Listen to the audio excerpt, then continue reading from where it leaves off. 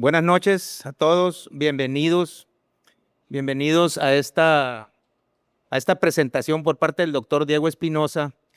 Esta es una presentación muy especial para mí, en lo personal, porque en mis tiempos de recién egresado, por ahí 1985, las enfermedades cardiovasculares relacionadas con el colesterol empezaban apenas con los estudios de Fredrickson, y lo que hacíamos eran electroforesis de lipoproteínas. Y había una clasificación muy antigua, no sé si todavía está, no está vigente ya, pero lo sorprendente es que ahora las moléculas que han aparecido como factores de riesgo cardiovascular no habían tenido el impacto que tiene esta lipoproteína A minúscula o LPA. En los laboratorios clínicos, bueno, primero me presento, soy Alfonso Ramos, director del Laboratorio Ramos, y en los estudios de laboratorio había una cierta confusión. A mí me sorprendió mucho en una de las pláticas del doctor, porque lo que teníamos de determinación era la ApoA mayúscula, que es la apoproteína de la LDL. Entonces, perdón, de la HDL. Entonces, cuando oí de esta molécula y que además tiene origen, factor genético, me llamó mucho la atención el peso tremendo que tiene. Entonces espero que disfruten esta plática. El doctor Diego Espinosa Peralta es médico especialista en endocrinología con formación en medicina interna y endocrinología por la Universidad Nacional Autónoma de México y el Instituto Nacional de Ciencias Médicas y Nutrición Salvador Subirán, donde también realizó una alta especialidad en diabetes y metabolismo, y es maestro en ciencias médicas. Actualmente se desempeña como endocrinólogo en el Centro Médico Dr. Ignacio Chávez de Istezón, además de ser director general e investigador principal en investigación médica en Sonora. Su trabajo se enfoca en diabetes, obesidad y enfermedades cardiometabólicas, participando activamente como investigador principal en múltiples estudios clínicos internacionales. Es vicepresidente de la Sociedad Mexicana de Nutrición y Endocrinología para el periodo 2026 y ha ocupado diversos cargos académicos y de liderazgo en la comunidad endocrinológica mexicana. Ha participado en la elaboración de guías clínicas, publicaciones científicas y programas de educación médica continua. El doctor Espinosa Peralta es conferencista frecuente en congresos nacionales e internacionales, donde comparte estrategias basadas en evidencia para el manejo integral de las enfermedades metabólicas. Adelante, doctor. Muchas gracias por las tan amables palabras de presentación. Pues muchas gracias por acudir y gracias por la invitación para compartirles ese tema que van a escuchar más. Ya han estado escuchando seguramente ya acerca de la lipoproteína minúscula. Todavía estamos desarrollando estudios fase 3 para los productos de tratamiento, pero tampoco es una molécula muy nueva. Sí se hizo un ladito mucho tiempo porque tiene gran componente genético. Hasta el momento no hay tratamientos dirigidos a esto. Muchas comunidades internacionales lo hicieron a un lado, pero si algo le debe la lipoproteína minúscula a México es que en el Instituto Ignacio Chávez se estuvo haciendo desde los 90 determinación de lipoproteína minúscula. Pues, bueno, no me dejará mentir, hay un libro que el primero ahí, al menos que lo que he buscado en la literatura, que es uno de enfermedad cardiovascular y lípidos y aterosclerosis, editado por el Instituto de Cardiología, y así un capítulo completo, lipoproteína minúscula, y es de 1995. Entonces, pues ahí, si algo le debe así la medicina mundial es no haber dejado de usar la metformina, que todo el mundo se dejó de usar, y el uso de la lipoproteína minúscula. Pero bueno, empezamos. Aquí está. Bueno, voy a hablarles y me voy a enfocar en tres cosas. Primero, exponerles acerca del valor clínico del medir lipoproteína minúscula, basado principalmente en la evidencia publicada en 2025. Hay pocos artículos de este año. Los estudios fase 3 se espera que se publican este año, los de tratamiento, y dejarles pues, como este interrogante en el aire, porque ahorita las recomendaciones actuales es que la determinamos al menos una vez en la vida. Entonces yo les muestro una evidencia que nos pudiera dejar esto pensando. Bueno, primero les presento un caso clínico. Así es María, blanca como el día, tiene 52 años de edad, Ella se conoce con hipotiroidismo, no tiene diabetes, no tiene hipertensión, la presión arterial normal, LDL en 85, HDL en 54, no fuma, no toma, no baila pegadito, te hace ejercicio regular y lleva una dieta saludable.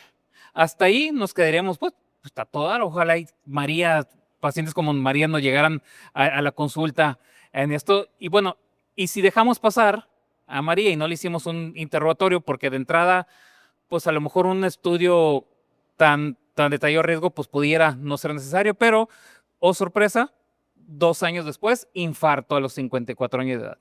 Entonces, ¿qué nos pasó? O sea, ¿en qué punto fallamos con María? ¿Qué pudimos haber hecho diferente? Pues existen estas calculadoras de riesgo. Muchos lo usan, hay N número de calculadoras de riesgo, cada año se van actualizando, le van sumando factores. Esta es una de las más utilizadas aquí en México, por las que más se utiliza y validada es GloboRisk, pero todos aún más o menos en los mismos, que si fuma o no fuma, diabetes o no diabetes. Y esta, que es de las calculadoras pues, más nuevas, pues no tiene cosas que hacíamos en los 90s, a principios de los 2000, que tenemos otras cosas que pues más artesanalmente evaluamos el riesgo cardiovascular. Y bueno, ¿qué pasa más con María? Y miren, aquí siempre los factores de riesgo, los clásicos, los cardiovasculares, siempre preguntaban, ¿hay antecedente familiar de muerte cardiovascular o eventos cardiovasculares a edad temprana? O hombres y mujeres. Y ya las calculadoras nuevas no todas lo tienen. Pero antecedente es bien importante, aunque en calculadora en numeritos sea un poco complicado hacerlo. Pero eso, regresamos con María. Antecedente, hermano falleció a los 48 años de edad por infarto. Mismo interrogatorio, si le hubiéramos valorado por calculadoras diferentes, el riesgo de María lo hubiéramos estimado diferente y quizá hubiéramos actuado distinto. Ahora se le hizo una medición de lipoproteína minúscula, salió en 215 nanomoles por litro. Ahorita regresamos a este valor. De hecho, ahorita lo voy a poner en cosas, pero es un valor extremadamente alto. Valores por arriba de 175 se encuentra en menos del 5% de la población, es extremadamente alto. En los protocolos generalmente buscamos personas que tengan arriba de 175. Bueno, ¿qué es la lipoproteína minúscula? Uno, pues es una proteína que se parece a LDL.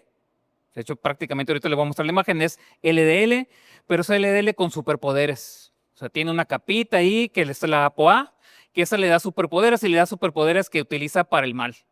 ¿Sí? Le da mayor poder de adentrarse al endotelio, es más heterogénica, es una ApoA unida a ApoB, es rico en fosfolípidos y es altamente heterogénea. Aquí va la imagen.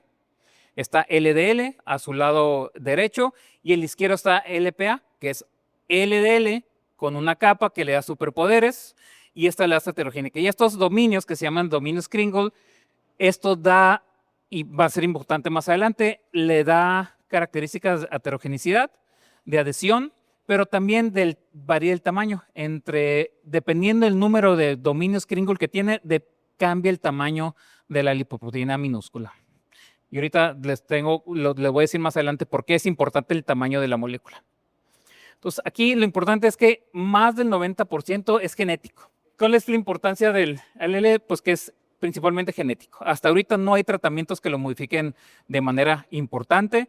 Así como María le pudo haber heredado el color de piel o su hermano la calvicie al papá, de alguno de los dos heredó el gen de la lipoproteína minúscula y eso lo expresa. Entre menos Kringle, tiene más LPA. Y no solamente el mayor cantidad, sino el tamaño. Lo hace más chiquito y así como en la vida, entre las chaparritas son peligrosas.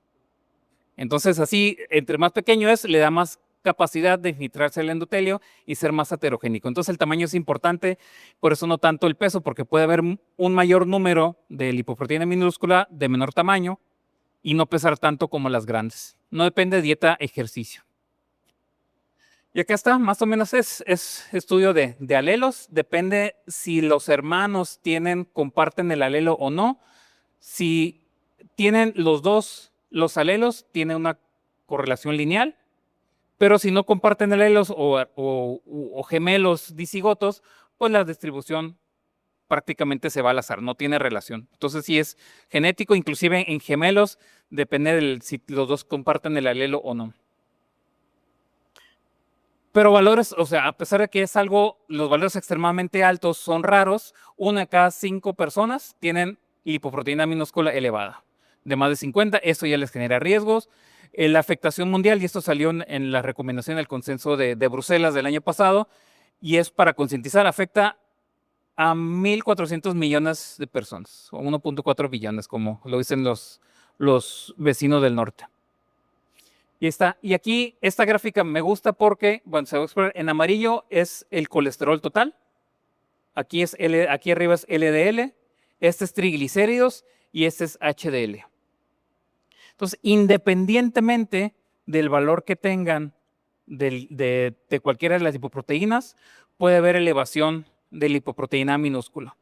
Entonces es bien difícil sospecharlo con el puro perfil de lípidos porque puedes tener la misma elevación de lipoproteína minúscula y no se correlaciona de ninguna manera con el perfil de lípidos normal.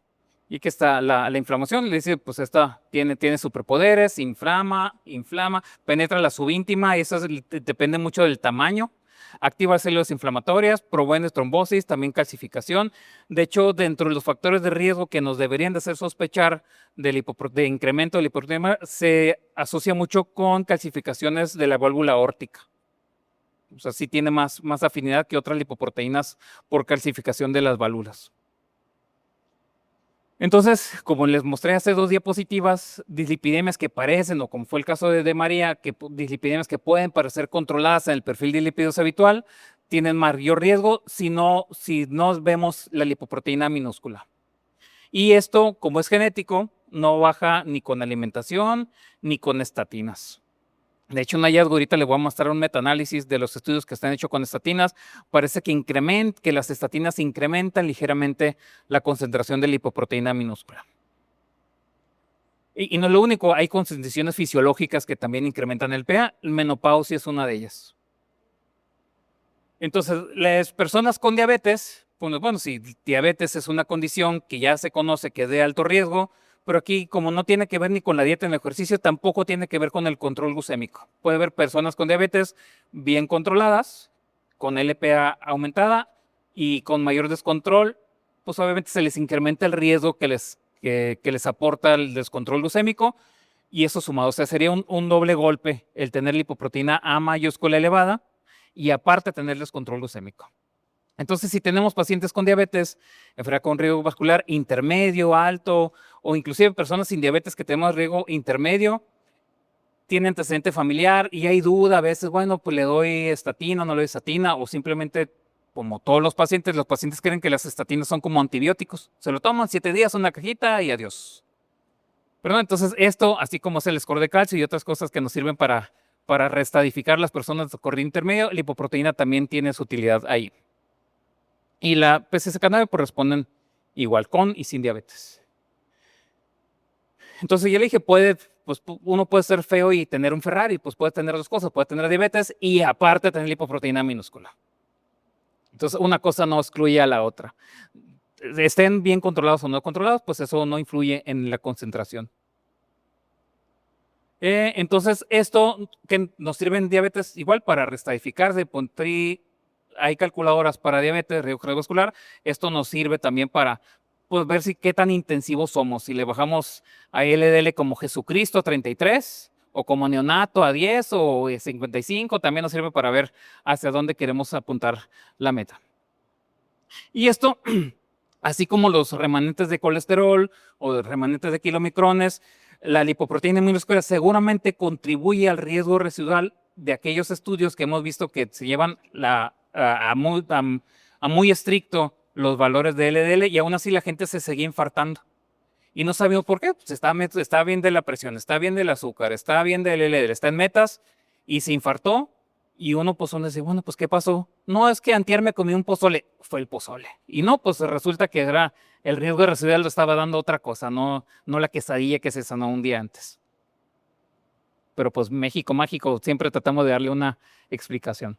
Entonces hay que pedirla en diabetes mellitus, pues en general hay que medirla en todo el mundo al menos una vez, pero principalmente en aquellos que tienen enfermedad cardiovascular prematura, calcificación de la válvula aórtica, eventos cardiovasculares, aún con LDL en metas, placa de estenosis y lipidemia controlada. Y pues si medimos ApoB, LDL y mucho, pues al menos una vez en la vida medir lipoproteína minúscula, pues no le quita nada a nadie. Las opciones actuales de tratamiento, insisto, no hay tratamiento ahorita dirigido a lipoproteína A minúscula. Se están desarrollando nucleótidos antisentido para la expresión de lipoproteína minúscula. Ahorita aquí con la doctora López estamos participando en un estudio con lepodisiran, que es una molécula que disminuye más del 95% lipoproteína minúscula. Estamos en el brazo de administración cada 6 meses porque parece que es suficiente. Pero las otras opciones que tenemos aquí, pues 20-30% de reducción con inhibidores PCSK9, niacina, los que se están desarrollando, lepodisiran y la féresis, pero pues la uso limitado. Y la conclusión de personas con diabetes puede ser un eslabón para explicar el riesgo residual que no estamos viendo, no responde a lo que actualmente, y uno dice, bueno, pues si lo mido y lo tiene alto, pues ¿qué le hago entonces para qué lo mido? Bueno, pues aquí en diabetes, pues yo les recomendaría que no responda a metformina, pues no quiere decir que no sirva, o sea, de algo sirve, nos sirve para reestadificar. Y no es la única cosa que no medimos o que medimos y no se modifica, pero que aún así nos sirve. Score de calcio me gusta como ejemplo, porque nos sirve para, a pesar de que no hay algo que le pueda dar tratamiento dirigido al score de calcio, pero sí me dice que ese paciente tenemos que ser más agresivos con las metas de tratamiento. Ahora le voy a poner estudios que nos ayudan a concluir que es un factor de riesgo independiente y multiplicativo de riesgo cardiovascular de la relación de estos. Y esto es un metaanálisis de 6 ensayos clínicos muy grandes que eran estudios para estatinas que demostraron reducción de riesgo cardiovascular con estatinas, pero el riesgo residual se analizaron las muestras de laboratorios y se analizaron en esos pacientes que en los 90s no se hicieron la medición del LPA. ¿Qué pasó con estos pacientes? Lo analizarán. Entonces, el problema pues, es que el colesterol, LPA, no se tenía muy claro porque el otro es LDL con algo más, ver si eran sumatorios, si eran lineales o si tenía algo que ver. Para eso nos sirvió este estudio. Y eran ensayos clínicos de estatinas comparados contra placebo. Entonces aquí estamos los estudios muy famosos, ya muy viejitos, historias que el 4D, el 4S, el CARS, Jupiter, Lipper, Miracle, son estudios que eran estatinas versus placebo. Se analizó el desenlace cardiovascular final, que era lo que se estaba buscando en los estudios, y a esas muestras se hizo modelos matemáticos de ajuste de covariables y vieron si era dependientes o independientes o había algún tipo de linearidad. Y aquí está la edad promedio, 62 años, 28% mujeres, 54.7% tenían enfermedad cardiovascular previa, eran pacientes de alto riesgo, 17.5% tenían diabetes. El promedio de lipoproteína minúscula era de 11.6 miligramos, pero también tenían hasta de 29. Y aquí estamos, bueno, la asociación. La LPA se asoció, ahorita les enseño las gráficas, se asoció independientemente con el riesgo de enfermedad cardiovascular y el hazard ratio de 1.07 estadísticamente significativo. Insisto, no vemos muchos efectos porque es riesgo residual y en gente que estuvo recibiendo tratamiento intensivo con estatinas. El LDL también, el basal también se asocia independientemente y cuando se utilizó con estatinas, y aquí menos, la LPA siguió asociada significativamente, un 8%. Inclusive en las personas con estatinas que recibieron estatinas que tenían LPA, pues, numéricamente aumentó una centésima. Entonces no hay una relación continua lineal entre asociación me faltó una gráfica ahí de que era la pasada, pero bueno, ahí sí les pediría que confíen en mí o si no, pero en alguna parte de la presentación está la gráfica. La referencia por cada punto de corte de 5 se incrementa y es sumatorio y es dosis-respuesta que cumple con criterios de causalidad de Bradshaw-Hill de manera lineal, tanto en el grupo placebo como en el tratamiento con estatina. Aquí está la gráfica. Lado izquierdo en azul, el grupo placebo. Acá en la línea de la lipoproteína minúscula y grupo con estatinas del lado derecho. Ahora me voy a cambiar de lado acá para... Entonces pareciera que incrementa discretamente la concentración de lipoproteína A minúscula. Y esta gráfica me voy a detener aquí un poquito porque viendo la pura gráfica, si estamos recientemente escuchando este dato, uno dice, bueno, pues entonces, ¿qué hago? O sea, ¿le doy estatina y le incremento el riesgo que da el LPA o no le doy estatina? Hay que recordar que estos hallazgos son de ensayos clínicos donde la estatina demostró que reducía el riesgo cardiovascular. Entonces, a pesar de que hubo incrementos marginales de LPA, el beneficio que recibieron con las estatinas fue mayor que el que les daba la LPA. Entonces, ¿hay que dar estatina? Sí, de hecho, hay que darla. Inclusive, con estos datos, pues hay que ser más estrictos con la meta de tratamiento.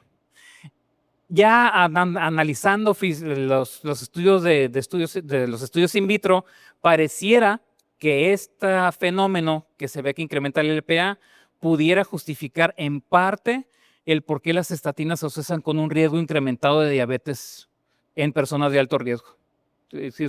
Son estudios de asociación no clínicos, pero pareciera que fisiopatológicamente explica esta asociación y ya está bien aceptado que las estatinas en personas de alto riesgo pues incrementan la asociación de diabetes de reciente diagnóstico. Implicaciones, esto es importante, sí, es un factor de riesgo independiente y también se añade, o sea, si tenemos LDL alto y aparte lipoproteína minúscula alta, pues eso se incrementa el riesgo, incluyendo del tratamiento con estatinas. Hay limitaciones del tratamiento actual. Este año se espera que se publique el primer estudio de Celehorizon, que es para el lipoproteína minúscula, y la necesidad de pruebas. Y esto sale en el consenso de Bruselas, donde dice que necesitamos más pruebas de lipoproteinemia en el mundo, porque es un factor de riesgo que apenas estamos valorando, aunque todavía no tengamos tratamiento. Y esto es una invitación, que lo pongo en las siguientes diapositivas, para hacer escrutinios de salud familiar. Como es genético, si detectamos a alguien en la familia con lipoproteína A minúscula elevada, la invitación es que hacer una búsqueda en la familia. Aquí está lo que es la Declaración de Bruselas. Y eso es un llamado tanto a la acción y a la reflexión por parte de los médicos, pero también a las autoridades de que estamos teniendo incidencias de factores de riesgo residual de enfermedades cardiovasculares y ahorita no tenemos ni conciencia ni lo tenemos bien medido. Hay una heterogeneidad muy grande, inclusive entre los reportes de los ensayos de cómo reportan la lipoproteína minúscula. Muchos se sigue reportando con miligramos por decilitro. La tendencia es que se cambian nanomoles por el tamaño de la partícula, porque si vemos nada más puros miligramos, puede haber muchas partículas pequeñas y no es lo mismo que tener la medición de las moléculas como que son nanomoles, que eso nos daría más idea, porque los factores de conversión, dependiendo de la literatura, van desde el 2 al 3. Que eso le voy a poner un ejemplo más adelante. Entonces, este es el llamado, es un factor de riesgo cardiovascular fuerte, independiente, causal. La prevalencia, el riesgo, pruebas, de hecho, no les traje el estudio porque la verdad es que es nada más de reflexión, pero en diciembre se publicó un estudio de cuestionario de la lipoproteína minúscula. Nos preguntaron a varios especialistas si medíamos el LPA sí o no y qué conductas tomamos. La verdad es que sí hay conocimiento, pero no va cuadrado con la acción que tenemos con los pacientes. Y parte es eso de que sí, bueno, ¿por qué le mido si no le doy tratamiento? Aquí está el riesgo continuo. A mayor concentración, mayor riesgo. Y si tuviéramos el riesgo que le añade el medir en los calculadores la concentración de LPA, le incrementa el riesgo que pudiéramos considerar con las personas. Entonces, ya les mencioné del enfoque familiar. Se ofrecer la prueba a los familiares de primer grado para podemos identificar familias en riesgo. Y ahí está. Ahora, regresamos cuando les presenté las calculadoras, veíamos los factores de riesgo cardiovasculares, los clásicos.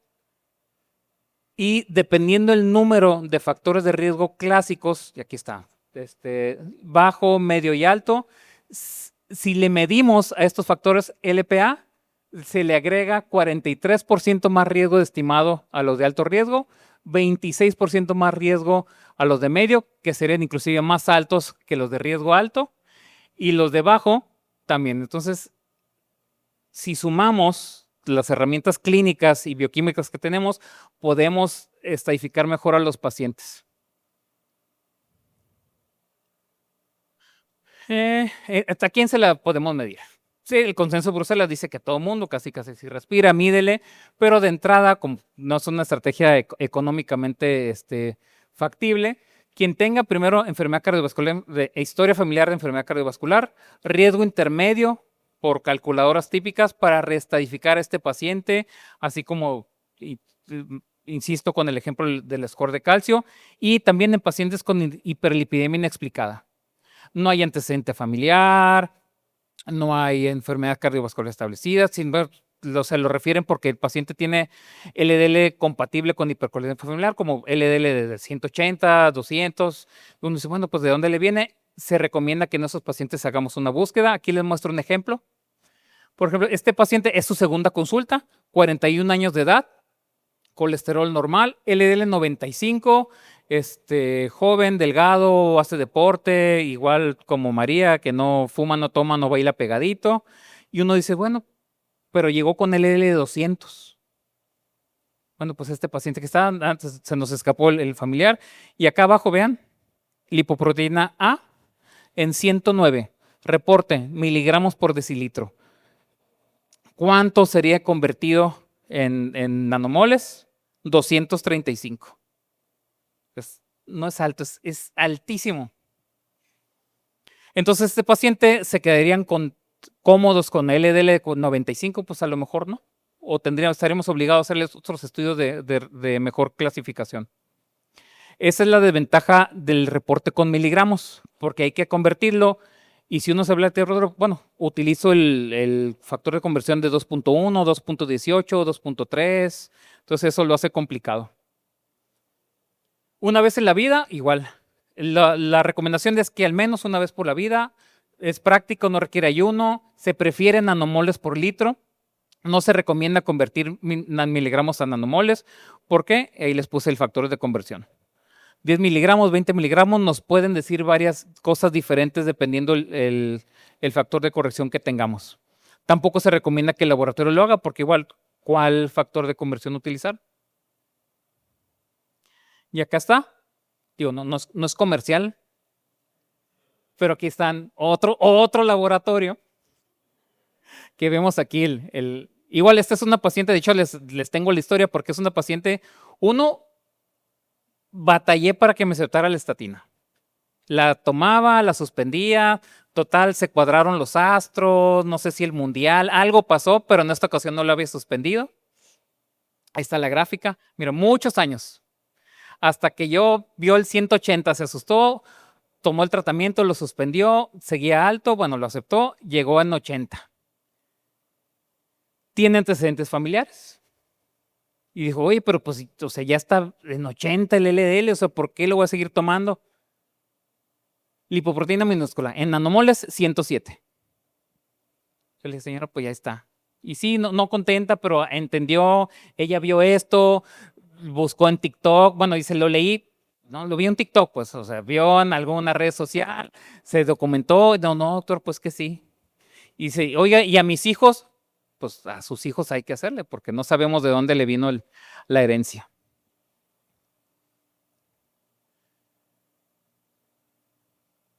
Esto ya, se me había...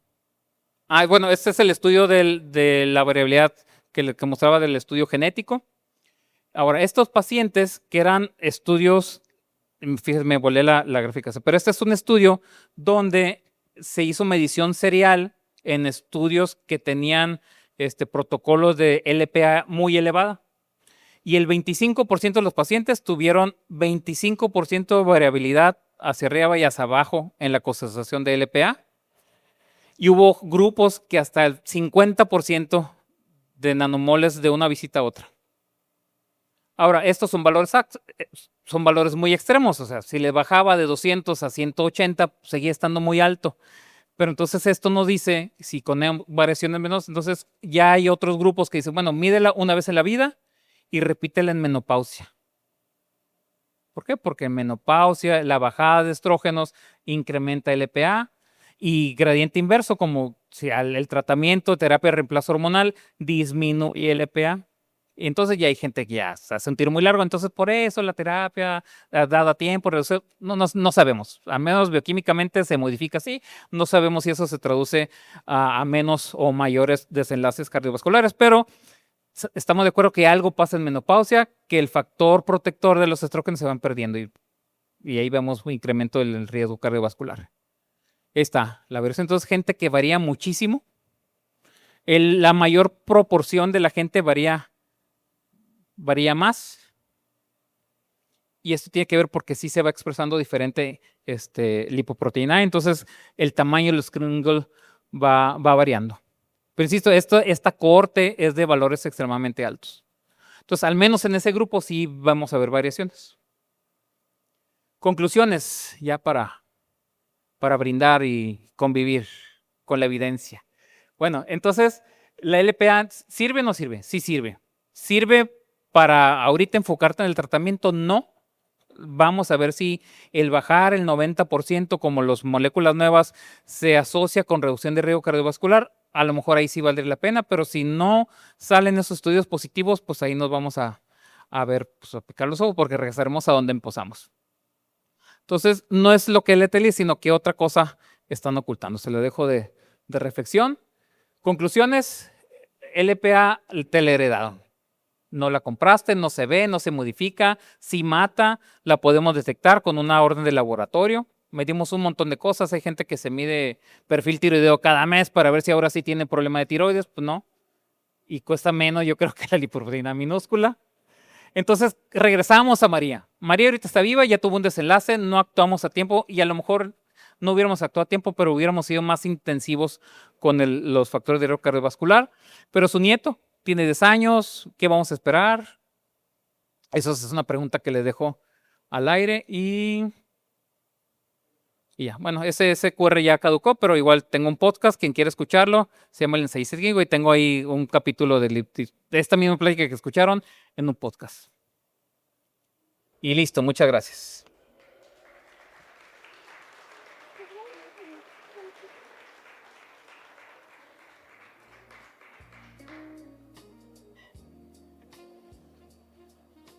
Estamos entre amigos, con confianza. ¿Alguna pregunta, comentario, alguna experiencia que quieran compartir? Buenas noches a todos. Pues más que nada, externar una experiencia personal.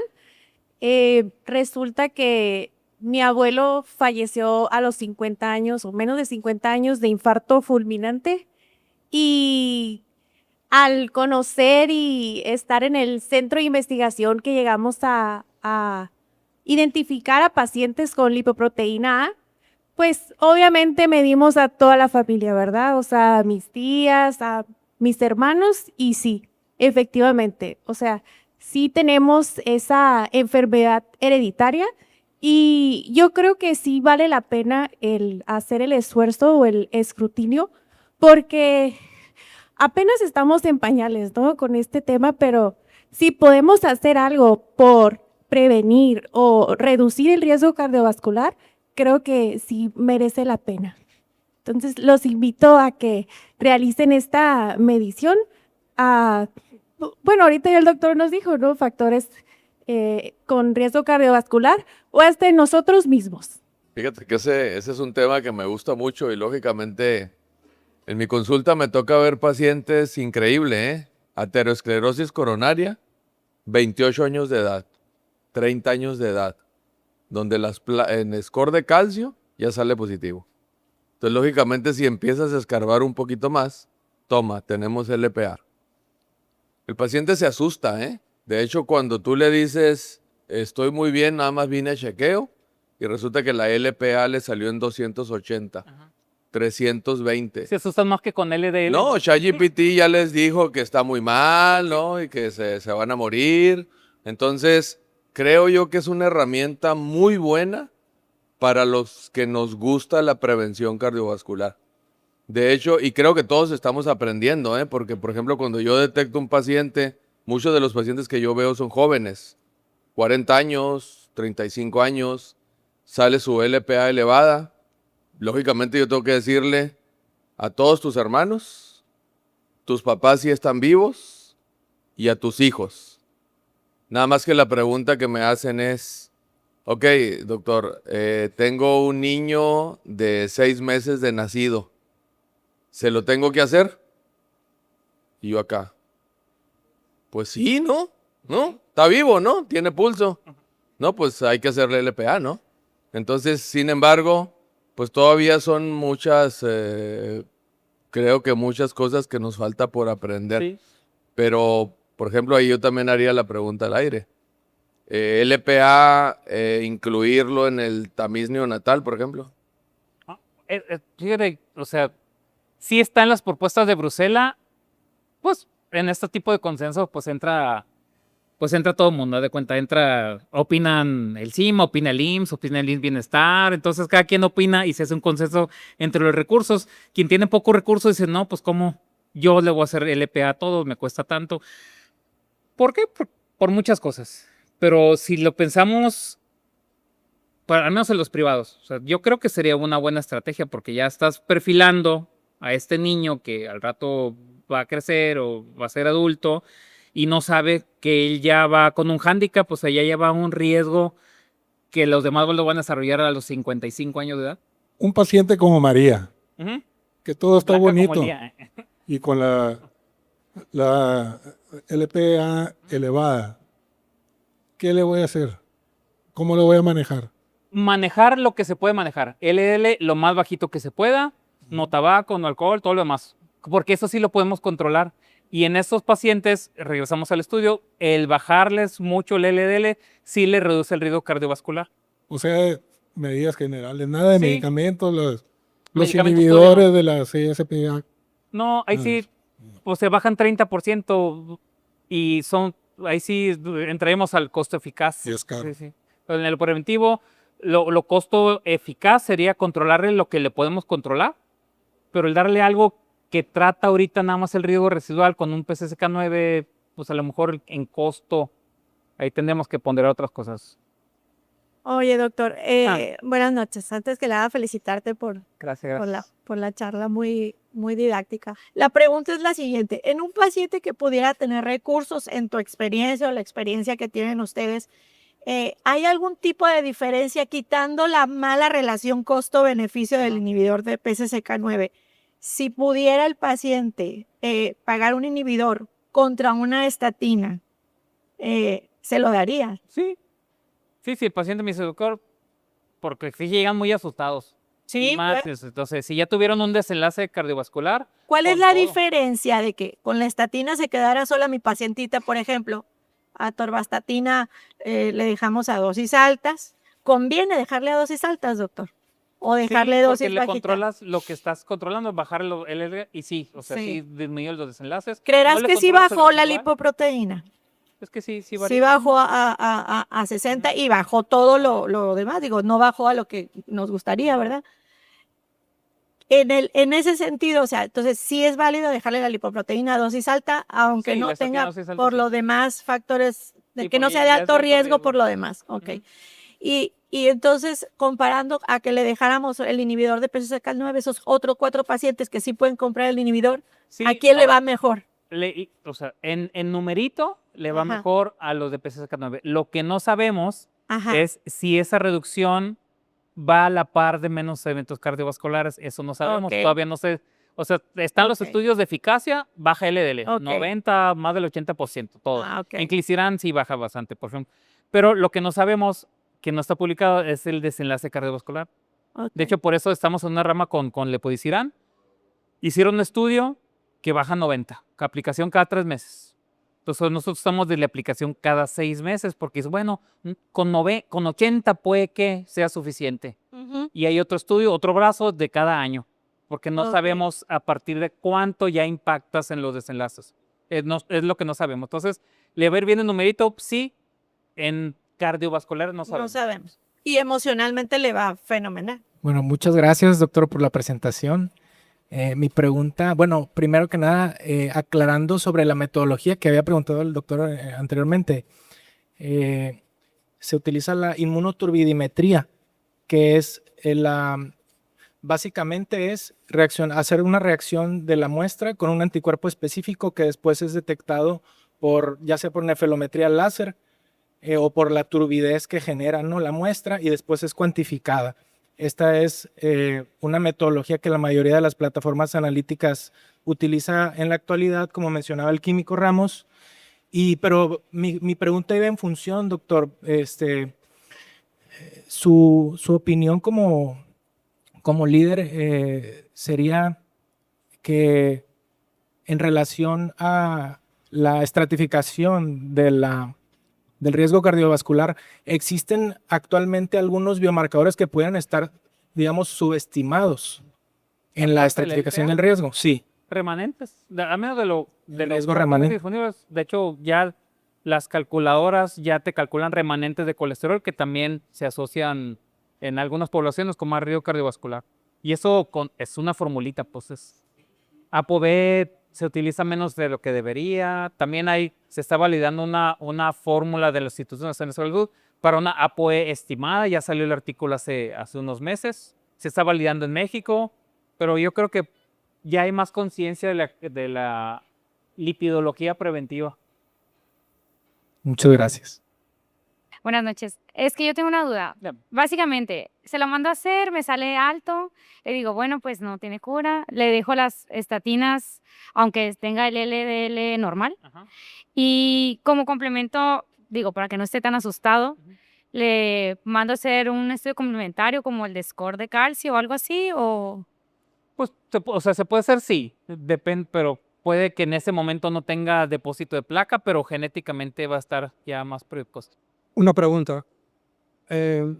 Yo tengo un caso de una señora que 74 años acaba de regresar a su mes de enterrar a su quinto hermano, menores que ella obviamente, por infarto. Se le mandó a hacer la lipoproteína A, le salió 150 nanomoles. La mandé con un muy buen cardiólogo aquí de Hermosillo y le recomendó un medicamento, un biológico, Evolucumab. Ujú. ¿Sirve de algo? Bajan entre 20 y 30%. Ujú. La pregunta es, ¿sirve de algo independientemente de que ella está, la la lipoproteína A está alta? Me dio la impresión de que en lugar de servirle de consuelo, al saber que se va a morir, porque así le dijo el cardiólogo, porque es genético, Ujú. y le mandó el Evolucumab. Ujú. La pregunta es, si lo puede comprar, porque no tiene seguro social ni nada de esas cosas, va a tener como en mente que a pesar del tratamiento, que no se ha demostrado que cure, No. sirvió de algo haberla mandado. Por ahora va a tener más, ahora está más deprimida, en pocas palabras, porque Sí. sabe que ya tiene el dedo puesto. Ajá. Es la pregunta. Esa es mi pregunta. Sí, por ejemplo, en esa paciente, si el costo es pues, igual, llévate la meta más estricta, a lo mejor LDL de 33, depende de su riesgo que tenga, pues seguramente hay que intensificarlo, pero inclusive no estoy seguro que esa 30% de reducción de coniglicidad le impacte en su pronóstico de vida. O sea, a lo mejor en numeritos sí, pero no sabemos si eso va a la par de la reducción de los eventos. A lo mejor lo va a tener, aunque le baje 30% el LPA.